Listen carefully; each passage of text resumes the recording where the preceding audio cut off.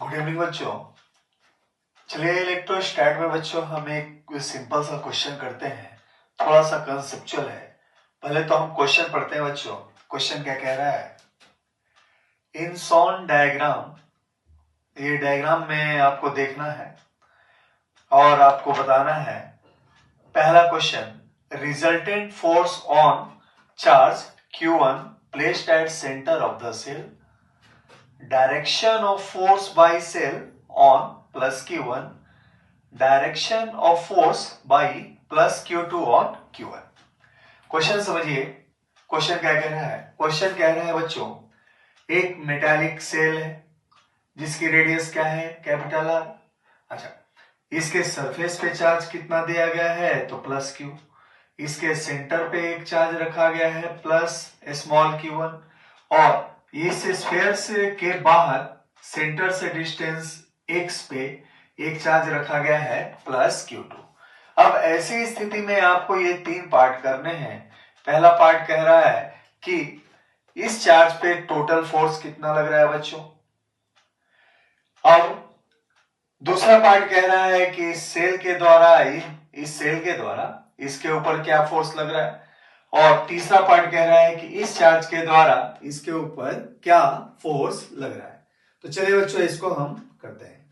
देखें, first solution में पहला करते हैं, टोटल फोर्स इस पे क्या होगा।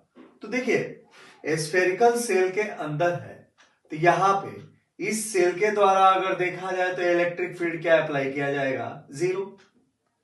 किसी भी होलो स्फीयर के अंदर जो इलेक्ट्रिक फील्ड होता है उसे चार्ज स्फीयर के कारण क्या होता है? जीरो। तो इस स्फीयर का अपना तो कोई भी इलेक्ट्रिक फील्ड इसके अंदर नहीं है, तो इसके कारण इसके द्वारा फिलहाल हमें दिखाई दे रहा है इस पे फोर्स क्या है? जीरो। अच्छा, अब इसके बारे में देखें, तो इसके द्वारा अगर ये सेल नहीं होता तो फोर्स किधर लगाता? इधर लगाता। अब इसके कारण तो फोर्स यहां पे जीरो है, तो अगर ये फोर्स इधर लगाता तो इसके ऊपर टोटल फोर्स की कल्पना क्या कर सकते हैं? तो ऐसे सोचिए इस चीज को, इस स्फीयर के कारण इसके ऊपर लगने वाला फोर्स जीरो होगा। अच्छा, इस चार्ज की जो इलेक्ट्रिक लाइन ऑफ फोर्सेस जाएंगी यहां पे आके ऐसे टर्मिनेट होंगी, और ये पार्ट क्या होगा? नेगेटिवली चार्ज होगा, और इधर क्या आएगा? वो पॉजिटिव चार्ज होगा। तो जो लाइन ऑफ फोर्स यहां टर्मिनेट होंगी वहां इस स्फीयर से ऐसे परपेंडिकुलर होते हुए ये बाहर निकलेंगी।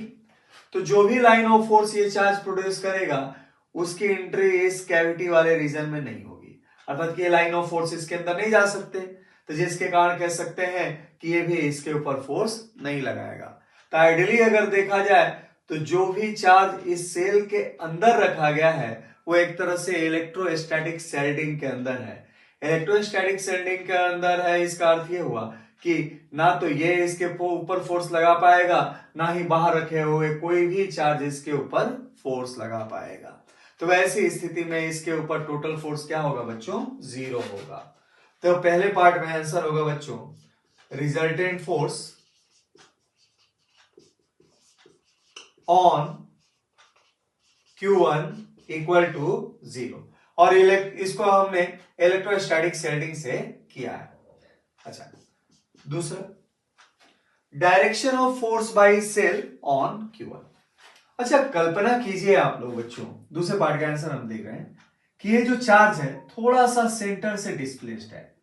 अब पूरा का पूरा ये स्फीयर का चार्ज हम क्या मानते हैं? कहां पे रखा गया है? इसके सेंटर पे रखा गया है, ठीक है।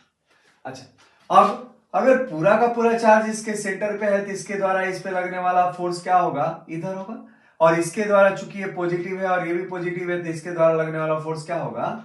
इधर होगा।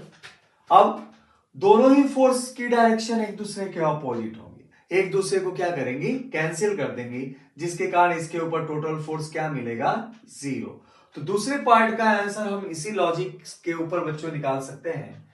क्वेश्चन कह रहा है direction of force by cell on Q1, इसके ऊपर सेल के द्वारा क्या फोर्स लगेगा?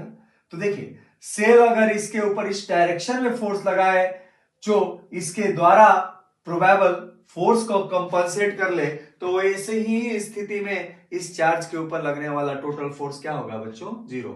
फिर से सुनिए, इस चार्ज के कारण इसके ऊपर फोर्स सीधा लग सकता था। अब ये जो सेल है अगर इसके ऊपर इस डायरेक्शन में फोर्स सीधा लगाएगा तो ये जाके एक दूसरे को ये क्या करेंगे? कंपनसेट कर सकते हैं, जिसके कारण हम कह सकते हैं इसके ऊपर टोटल रिजल्टेंट फोर्स 0 हो सकता है।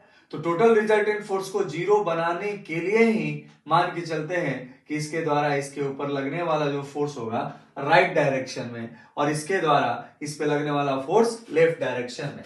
तो दूसरे का आंसर होगा क्या? Towards right.